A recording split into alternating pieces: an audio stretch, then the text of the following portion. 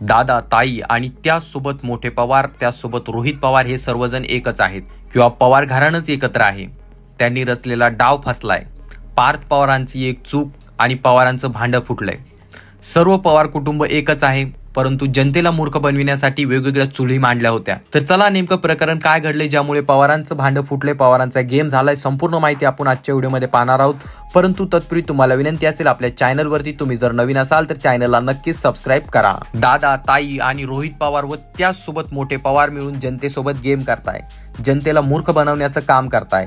कसं आणि कुठे आणि का, आपण संपूर्ण माहिती जाणून घेऊया. सर्वात अगोदर प्रकरण समोर निघून येतं ते पार्थ पवार यांच्या महार वतनदारीच्या जमिनीचं.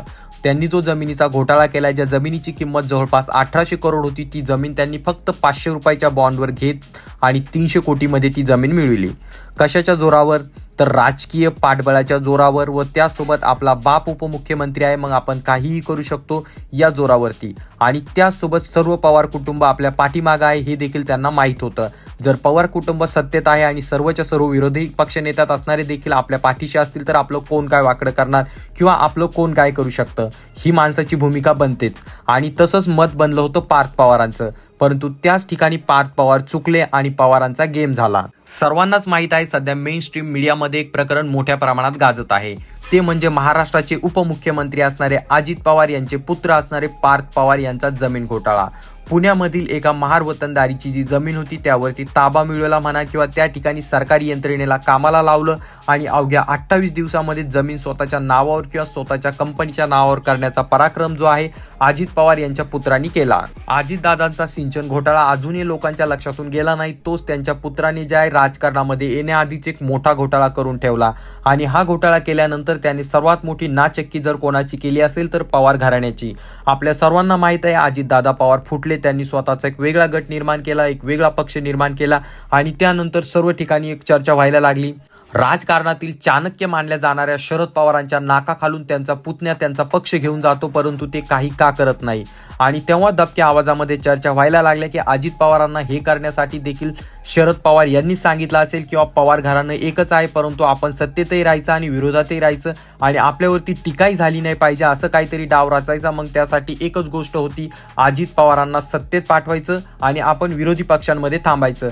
आणि तसाच डाव जो आहे शरद पवार यांनी रचला. परंतु त्यांचा हा डाव जो आहे, संपूर्ण हे जे प्रकरण आहे किंवा संपूर्ण जो गेम आहे तो फसविण्याचं काम केलं पार्थ पवारांनी. कारण पार्थ पवारांनी जमिनीचा घोटाळा केला आणि जमिनीचा घोटाळा केल्यानंतर त्याबाबत जे आहे विरोधी पक्ष नेत्यांना प्रतिक्रिया देणं गरजेचं होतं. आणि तेव्हा सर्वात अगोदर समोर निघून येतात सुप्रिया सुळे आणि त्या कसलाही विचार करत नाही आपण विरोधी पक्षामध्ये आहोत किंवा विरोधी पक्षांमध्ये आपण आहोत याचा कसलाही त्या विचार करत नाही आणि त्या थेट जे आहे पार्थ पवाराची बाजू घेतात. त्या ठिकाणी बोलत असताना त्या म्हणतात की पार्थ असं करणारच नाही किंवा पार्थ करणं अशी चुकी कधी होणे शक्यच नाही. यावरनं पहिली हिंट आपल्याला मिळते की सुप्रिया सुळे ह्या देखील अजित पवारांना मिळालेल्या आहे. दुसरी हिंट मिळते आपल्याला रोहित पवारांकडून.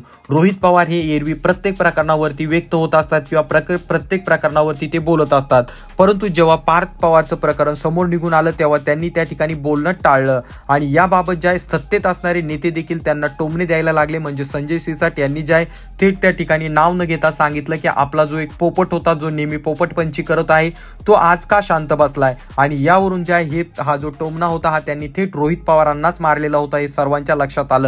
आणि रोहित पवारांना देखील समजायला लागले की या ठिकाणी आपला कुठेतरी गेम होतोय, परंतु आता काय करणार, पवार घराणे एकत्र आहे आणि आपण एकत्र आहोत आणि हे जनतेला आपण दाखवून देऊ शकत नाही. परंतु मग त्यांनी त्या ठिकाणी एक पलटा मार्ग काढला. त्या ठिकाणी त्यांनी प्रतिक्रिया देण्याऐवजी थेट सांगितलं की माझी तब्येत खराब होती, त्यामुळे या प्रकरणावरती मी बोललो नाहीये, माझी तब्येत जेव्हा सुधारेल तेव्हा मी या प्रकरणावरती व्यक्त होईल, अशी प्रतिक्रिया जी आहे त्या ठिकाणी रोहित पवारांनी दिली. परंतु आता ताई आणि त्यासोबत रोहित पवारांनी ज्या अजितदादांच्या बाजूने प्रतिक्रिया दिल्यानंतर किंवा पार्थ पवारांच्या बाजूने प्रतिक्रिया दिल्यानंतर पवार घराण्याचा गेम व्हायला लागला. आपली नाचक्की होती हे जे मोठ्या पवारांना समजलं, म्हणजेच शरद पवारांना समजलं आणि त्यानंतर त्यांनी डाव फरविण्याचा पुन्हा एकदा गेम केला. त्यांनी त्या ठिकाणी थेट पार्थ पवारवरती बोलत असताना सांगितलं जर बाकीच्या लोकांवरती गुन्हे दाखल झाले तर त्याचसोबत पार्थ पवारवरती गुन्हा दाखल व्हायला पाहिजे. परंतु त्यांनी याबाबत सरळ सरळ वक्तव्य करण्याचं टाळलं आणि त्या ठिकाणी ते म्हणाले की पार्थ पवारवरती जर गुन्हा दाखल नाही तर याचं उत्तर मी का द्यावं, याचं उत्तर महाराष्ट्राचे मुख्यमंत्री देवेंद्र फडणवीस यांनी द्यावं. त्यांनी त्या ठिकाणी देखील देवेंद्र फडणवीस यांचं नाव घेतलं, परंतु अजितदादांचं नाव घ्यायचं टाळलं. यावरून एक गोष्ट आपल्या सर्वांच्या लक्षात येते की जनतेला मूर्ख बनवत आजही पवार घराणं एकच आहे, सत्तेतही तेच आहेत आणि विरोधातही तेच आहेत. त्यामुळे पार्थ पवार यांच्यावरती कारवाई होईल का नाही हा समोरचा भाग राहिला, परंतु जनतेला मूर्ख बनविण्यात जे आहे पवार घराणं पूर्णपणे सक्सेस झालेलं आहे. याबाबत तुमचं मत काय खाली कॉमेंट करून सांगा. चॅनलवरती नवीन असाल तर चॅनलला नक्कीच सबस्क्राईब करा. जय महाराष्ट्र.